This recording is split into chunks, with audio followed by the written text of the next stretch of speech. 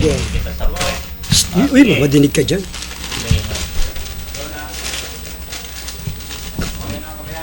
Okay. Hello. Walang mic to. Wala daw. Walang mic tong isa. Mabuhay po! Hello, walang mic tong isa. Magandang hapon sa bayanang Pilipino. Muli Yes. po nagbabalik sa Himpapawid ang inyong kabayani Jerry Games at pinalad po tayong makasama sa hapon na ito ang isang magiting na kagawad ng Sampaloc, Manila, Barangay 420. Yes. Ayan, sige, bumati ka na po. Medyo wala ata ako audio Hello. Mic test. Meron. Meron. Ayan. Magandang hapon po sa inyo, Luzon, Visayas at Mindanao, saan man naaabot ng live stream ng Elizalde Broadcasting.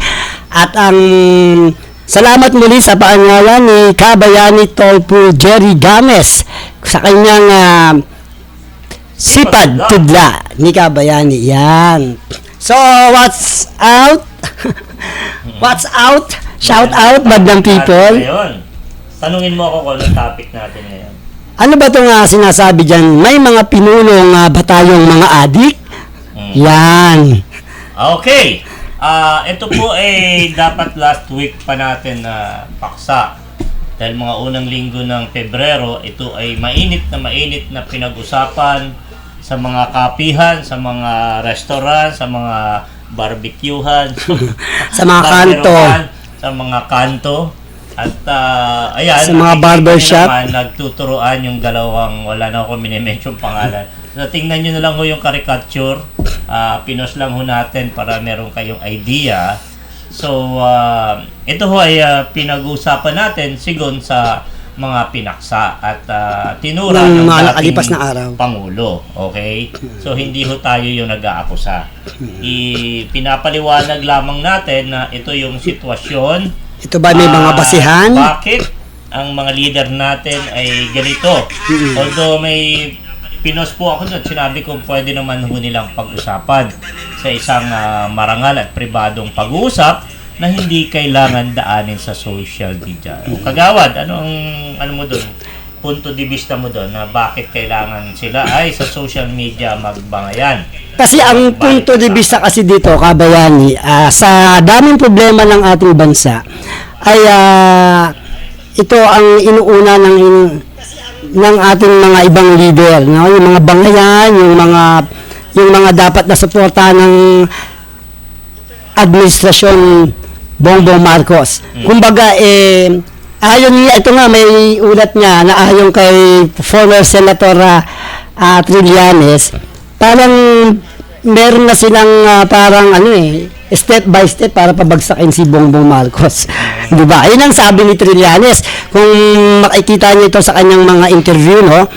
At ayon kay former Trillanes, parang meron silang format kung paano pabagsakin si BBM. Pero dahil nga dito, sabi nga ni Trillanes, mas pagtatsagaan nila si Bongbong Marcos kaysa pabalikin si mga Duterte. Dahil nga yung mga kaalyado ni dating Pangulong Duterte, gaya nila Bantag, itong si Kibuloy ngayon kung saan naharap ngayon sa investigasyon sana sa Senado na hindi na maharap-harap ang kanyang kaso. So ito ay matibay na ayon kay former Senator Trillanes, isa ito sa mga bagay na kanyang iniisip na baka may mga allegation niya na pwedeng Totoo, pwede pabalikin. Okay. So, sa aking punto, ito ay malinaw, nakikita ko, malinaw pa sa sinag ng bumilya. Okay.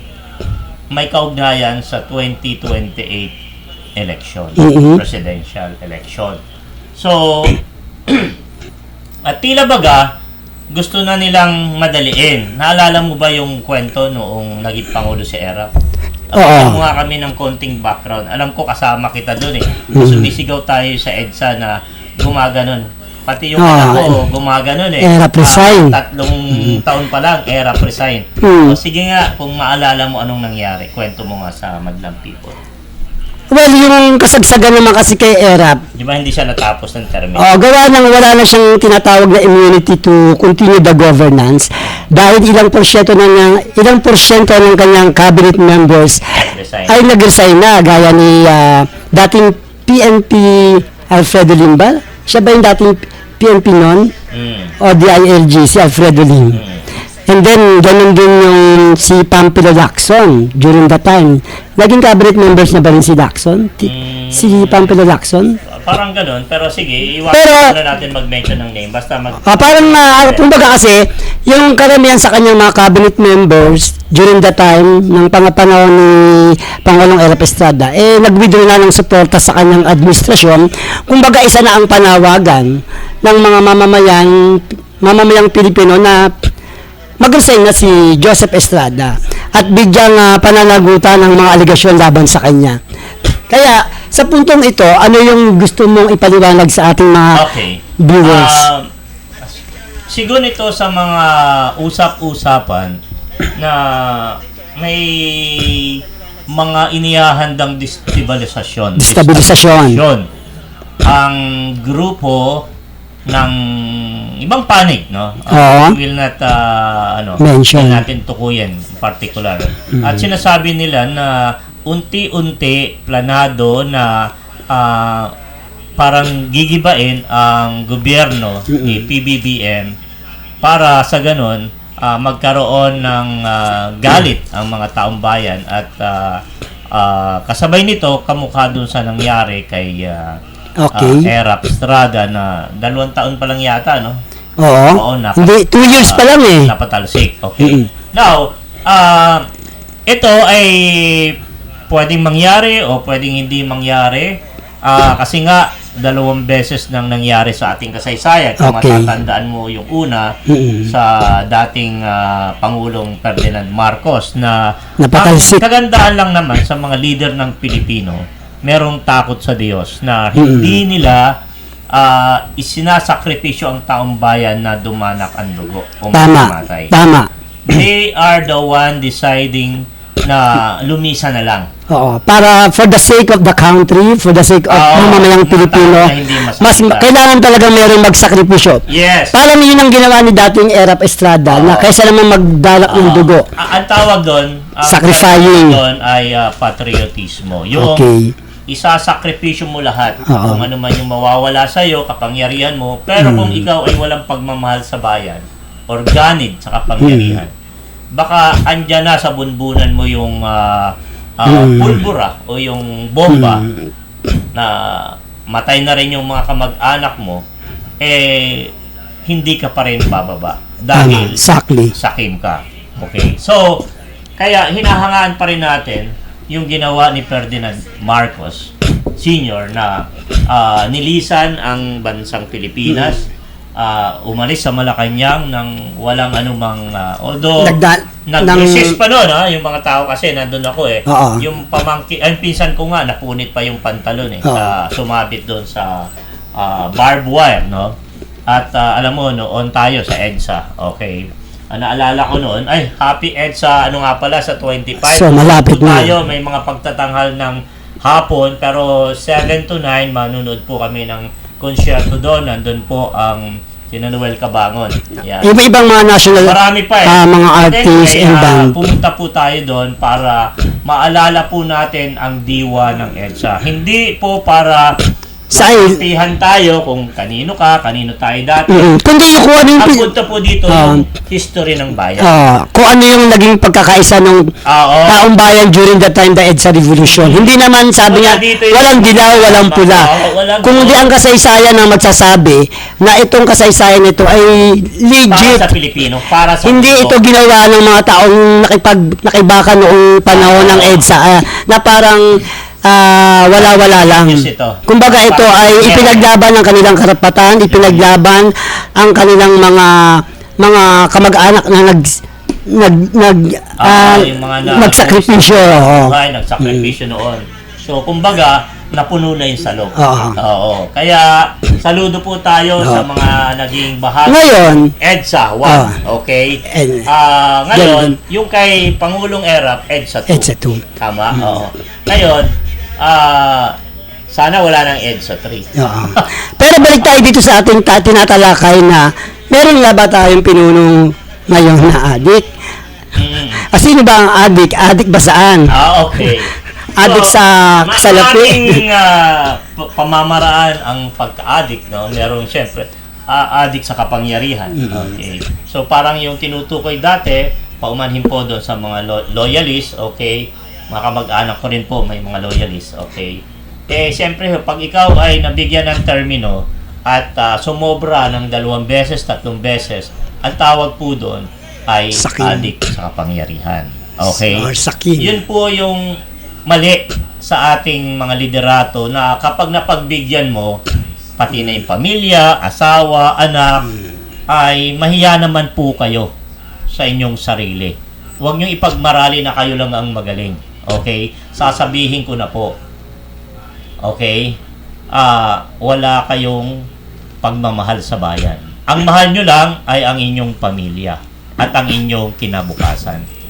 So, hungkag po ang inyong pagiging leader. Hindi kayo karapat-dapat hangaan at tularan ng mabubuting Pilipino. Uulitin ko po, wala ho kayong karangalan para ulitin kung tapos na yung termino ninyo or marami kayong magkakamag-anak sa pamahalaan. Shame on you. Okay? Kumbaga, sa harapan nila, sasabihin ko, mahiya kayo, makakapal ang mukha ninyo. Hindi lang kayo ang magagaling na pamilya o lingkod ng bayan. kumbaga ito ay general ito, hindi lang ito sa Buong kapuluan. Mula sa Pangulo. Sinasabi mo ito kabayani dahil sa ilang mga laghari-harian sa ibang bansa natin kung saan at paano nila sinisave yung kanilang political career as dynasty, ano? Oo. Kaya nga Ginagawa ng negosyo eh. oo. Kumbaga, tignan natin yung ibang mga nag-aspire na kumandidato na maaaring sila ay may kakayahan o capability na maglingkod. Yes. Diba? Aha. Kumbaga, kaya tutol ako ito, kabayani. Ikaw parang pabor ka, diba, sa isinusulong dating Initiative.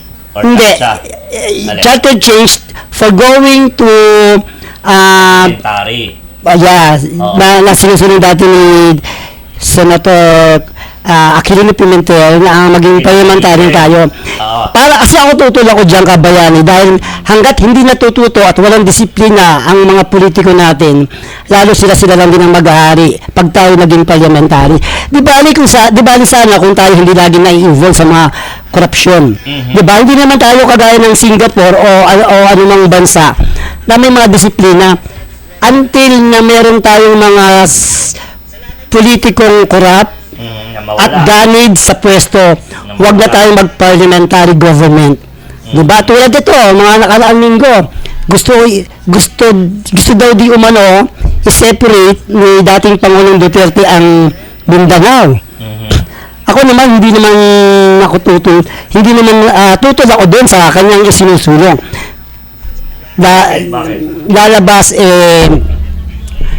Parang hindi na Pilipino ang taga Mindanao.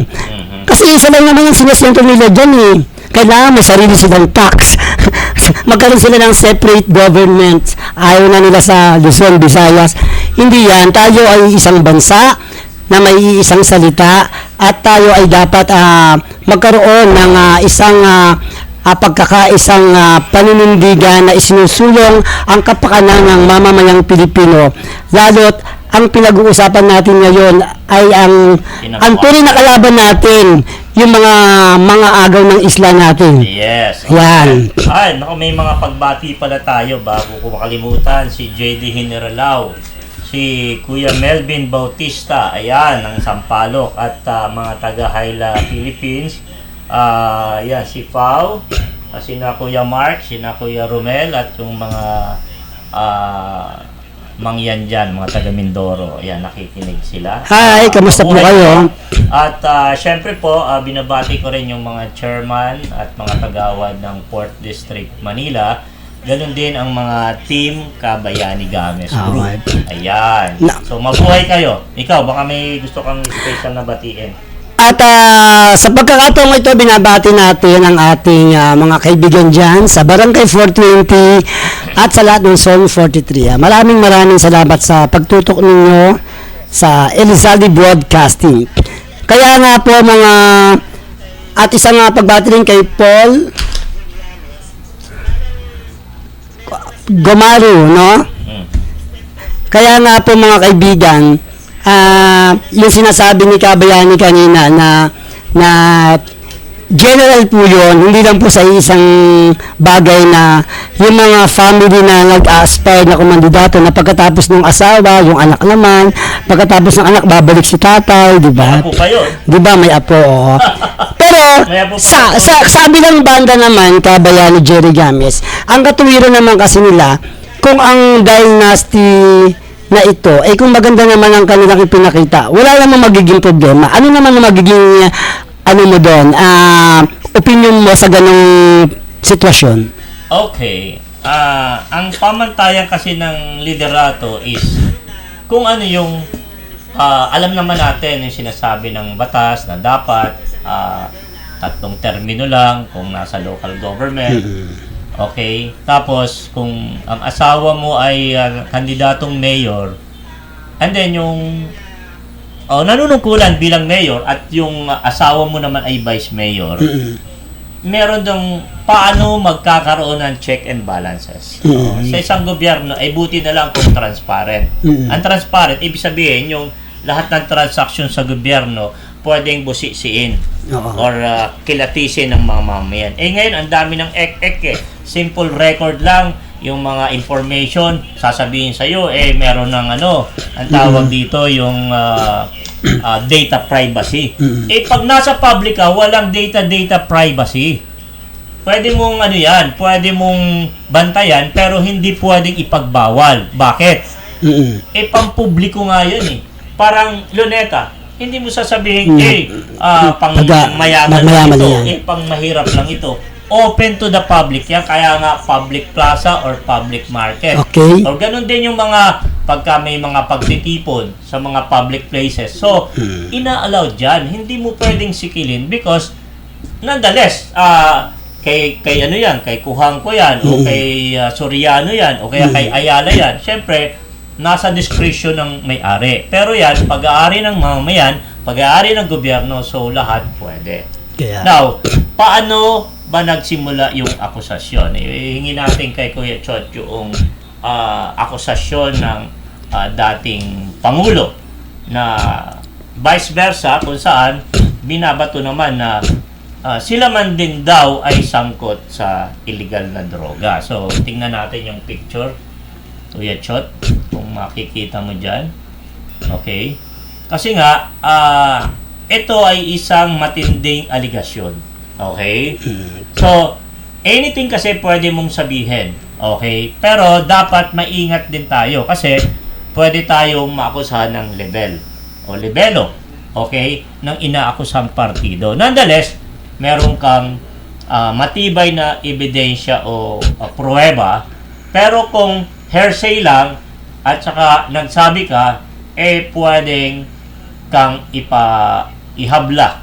O actually, especially kung ikaw ay pinakamataas na hindi, yung atin lang naman, yung atin lang naman kasi, Kabayani, yung pinag-uusapan natin dito kasi, correct, kung ano yung mga lumabas na mga media, ng stream media, kumbaga, kung ano yung mga lumabas, malabong mata ko, mababasa mo yan. Kumbaga, di naman sa atin ang galing yung unang, nito kumbaga, sinabi ng presidente. Anong sabi niya? Former President Duterte to PBBM, si Bongbong Marcos bangag noon, ngayong presidente na bangag pa rin. So, anong ibig sabihin ng bangag? So, it is contained. Ganyan ba pagkakasabi niyan? Saan ba nangga? Baka meme, lang yan. Meron tape yan, kalat yan sa social media, naka-record yan. Ito ay kasabay noong... Pero may napanood ako, Kabayani, na may with matching mura pa niya, no? Na, alam mo na nagkaroon ang administrasyon ng bagong Pilipino ba yan? Bangon Pilipinas. Sa Luneta? Bagong Pilipinas, oo. So, sinabayan ito ng kampo ni Dating former President Duterte sa Davao. Oo. Na Pinalabas nilang prayer rally. So maraming naging ano dyan, ha? Kaya yung prayer na yun naging pagmumura, upak, okay, pagtira. Kumbaga naging parang pag ako sa administrasyon ito, yung naging ugat ng prayer rally nila. Instead Actually, na yung kataga na yan ay doon mismo niya sinambit sa araw ng prayer rally kasabay nung pagdaraos ng bagong Pilipinas sa Luneta. So, and in fact, dinaluhan pa yon ni Vice President at saka ng kanyang kapatid. Amy Marcos. Kapatid ni President PBM, si Senadora Amy Marcos. So, nung una, parang ang nakikita ko, parang nilalan nila ang taong bayan. Okay? Parang, sabi natin, Nilalaro, ano? parang, yung tawag doon, parang moro-moro. Okay? Pero, it seems na talagang seryoso yung bangayan. Okay? Quote, bangayan. Dahil, ayon sa mga bubugwit, sa mga usap-usapan, ay may kaugnayan ito sa 2028. election. By the way, yung 2025 ay mahalaga ding aspeto. Why? 12 senador ang ihahalal dito. At syempre, ang bawat kampo ay merong patatakbuhin yan. Okay? Maliban pa dun sa other opposition. So, magiging three-way fight yan ng pangkatan. Okay? So, ang ibig sabihin, nagpapalakas sila ng puwersa ang bawat kampo para sa preparasyon sa 2025 2025 and Okay. 2028. Now,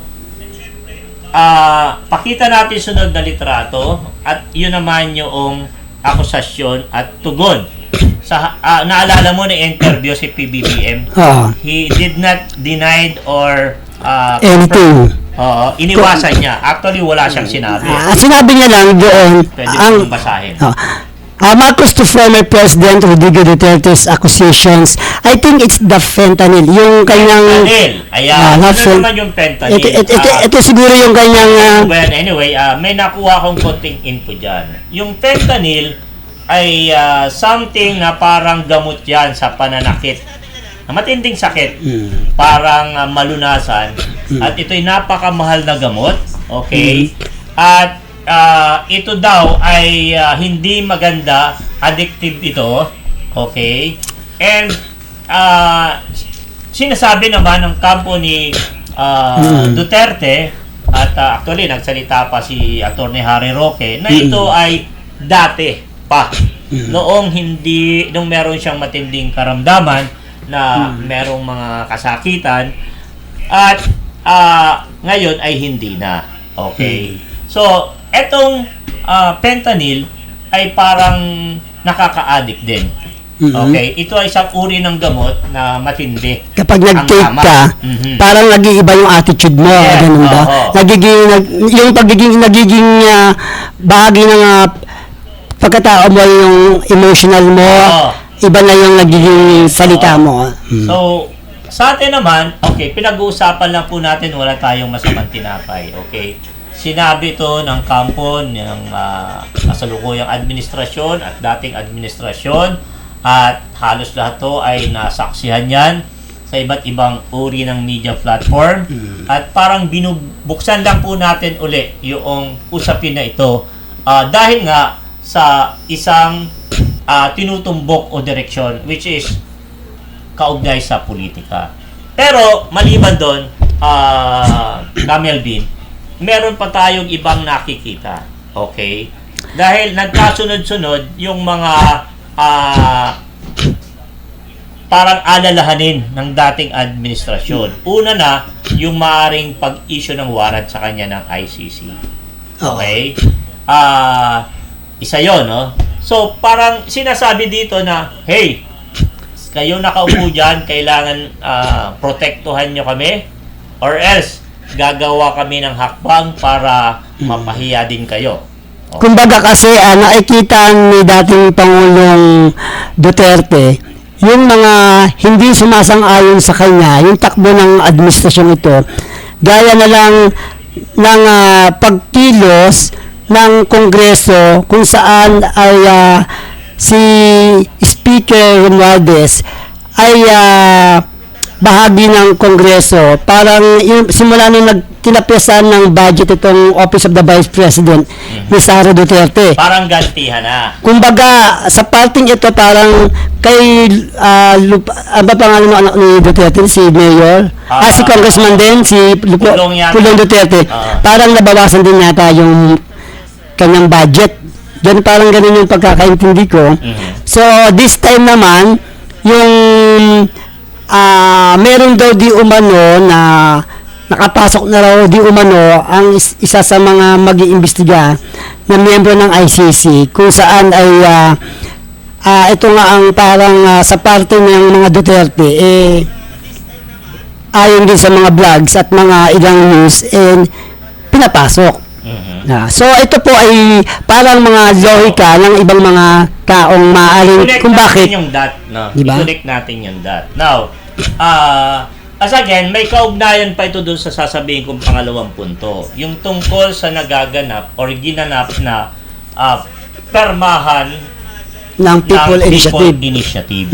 Na kung saan, ayon sa nagtaguyod dito, ang pirma, halos nakuha na nila yung sapat na tawag dito na bilang kailangan na sinang-ayunan naman ng COMELEC, pero later on COMELEC na wala ng visa ito. Wala ng visa at pwedeng ibalik sa kanila dahil hindi nasunod yung tamang proseso. At dahil din dito, laging maingay nga ang Senado. Tuhulan pa, nabalitaan mo yun. Meron ako na 50 million ba o 550 actually, million? depende yan sa sa nag-i-initiate sa lugar o sa isang lugar. Kasi sa iba, may 100 per signature. Pero kung nabuking, okay, kasi hinihingi ng Senado, ng mga senadores na nag-iimbestiga, tinatawag sina Oñate at yung mga kasama niya, saan ang galing yung pondo. Kasi lumabas pa dyan yung bahay ni ni Speaker Romualdez. Na kung saan doon. Sabi, kung ikaw ang nag-imbita sa kanya, bakit kayo ang nasa... So, napaikot tayo doon, pero sabi nga, hindi naman bobo yung mga Pinoy. Exactly. Lalo yung mga kabataan ngayon, napakatatalino na. So, hindi na pwede nating guyuin o lansihin. Now, so, i-connect natin yon dahil nga, may, ayon sa sources, merong plano na maging Prime Minister itong si Speaker Romualdez. Okay? Na kung saan, pagka nangyari yon, mawawala ng papel ang Vice Presidente.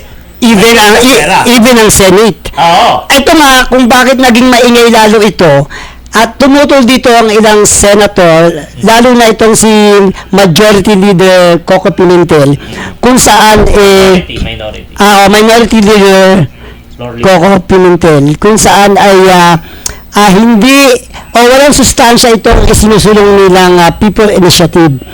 Dahil sumugunda na rin ito dito yung COMELEC, kahit pa magkaroon ng maraming pirma dyan. Pwedeng isabay dahil susunod na dahil maraming senator, dahil maraming ang senators na nagsasabing ito ay hindi pa maaaring mangyari sapagkat maraming problema pa ang ating bansa. Gawa ng kasabay ng inflation, mga problema pa na kinakaharap ng administrasyon ito. So, hindi ito pangunahing hindi priority ito na dapat gawin ng Kongreso. Kaya, at least, sa puntong ito, nagsalita na rin ng Presidente Bongbong Marcos sa issue ito. Kaya ito na nga medyo na nagdahilo nga yung usapin ito ng PI o People Initiative. So, sa puntong ito, babalik na naman tayo dun sa kasi may mga tao tayo na pinuno na mga adik talaga sa mga ganitong sitwasyon. Adik sa pwesto, adik sa salapi, adik sa pwesto, adik sa pera, kapangyarihan, gustong limasin yung kaban ng bayan, and then adik sa yung gamot, pinagbabawal na gamot. Now, may panawagan dyan yung mag-ama, pakita natin yung tinura nilang panawagan ng mag-amang Duterte. Ayan. Mababasa mo ba? Ayan. Duterte, family asked to PBBM to resign, link president to illegal drugs. Yan. Okay. So, ito yung sinasabi nating batuhan ng putik, ano? At parang sa akin naman, parang napakalaking tao ng mga Duterte para sila yung magsabi o magdikta na mag-resign ang Pangulo. Tama. Okay? Now, before natin pag-usapan, tandaan natin, kabayani, na itong kanilang mga bangayan ngayon ay yung kanilang mga supporters at yung mga opposition ay inoobserbahan na lang sila na parang hindi natupad yung kanilang unity kung saan inaasam ng mamamayang Pilipino na yun na nga lang ang tanging kanilang presyo ng bigas. Yun na nga lang ang tanging kanilang plataforma, ang unity, hindi pa nila nagawa. No? Sige, babalik tayo. Batiin muna natin si Kagawad Jeric Rotap. Okay. Ng Cafe Alnardo. Ayan. Shout out Mary Ann Amasa Makani from Nueva Ecija. Chris Di Guzman. At Kel Judicio. Get well soon, Kel Judicio. Hindi ka pa naman siguro umaaw-aw-aw. Ayan si Kuya Melvin. Tokayo mo. Sabihin mo naman. Shout out Melvin Bautista. Yan. Makabayan. Oo. Nako. Ano natin yan? Ano natin? Kasatin Kabayani. Okay. Alam nyo po, maikli lang ang oras, mahaba yung ating topic. Pero gusto lang ho nating sabihin sa puntong ito, ang pagbabangayan ng dalawang panig ay hindi po nakakatulong sa ating bansa, less sa ating mamamayan. So, it's a good condition kung sila ay mag-uusap ng marangal in a private, hindi kailangan isa publiko, at isettle. Okay. Now, tungkol ho sa bangayan sa politika sa 2028, masyado pong maaga. At kahit ho nandyan na, hindi ho nararapat na lagi nating dinadaan sa bangayan. Sa halip, kung meron man kayong pagbabangayan or pagtatalunan, kung ano yung makakaigil. At nararapat. Oo, at yung nararapat para sa bansa, hindi para sa kapakanan ninyo, hindi para sa kapakanan ng team ninyo, hindi para sa kapakanan ng mga anak ninyo o ng mga susunod pang dynasty ninyo. Okay? Kundi ang sinasabi namin dito ay bahagi dapat kayo ng isang magandang kinabukasan para sa bayan at solusyon ang kailangan sa panahon ngayon na duglok sa kahirapan ng bansa. Unahin ang presyo ng sobrang mahal ang bilihin at maraming walang trabaho. Ito ang mga pangunahing dapat solusyonan sa katulad din yung mga leader na tulungan ang administrasyong ito kung paano malulutas ang mga problema na dapat kayo ay nasa likod di Pangulong Bongbong Marcos. Hindi yung kayo mismo, yung mga dating kasama niya sa Unity, ang magiging kalaban pa sa bandang huli, So, naniniwala ako na maaaring malutas pa ang inyong tinatawag na platapormang Unity, At bahagi ito talaga na sabi niya sa kasabihan, walang permanenteng kaibigan pagdating sa politika.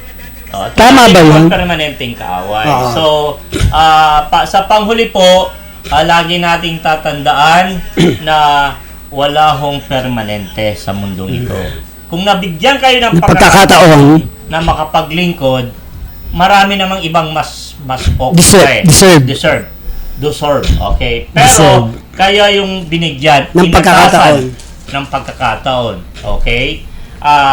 Bagamat sinasabi po ng marami, and totoo po yan na kung sakali mang meron talagang dayaan, may dayaan po, pero ako magpapatunay na sila ay talagang nanalo. Dahil nasa frontline po ako ng pagsusurvey. Pero, sa akin hong palagay, at ito hindi sa subalian. Kahit ho putulin yung kanang kamay ko, nadagdagan ho ang boto.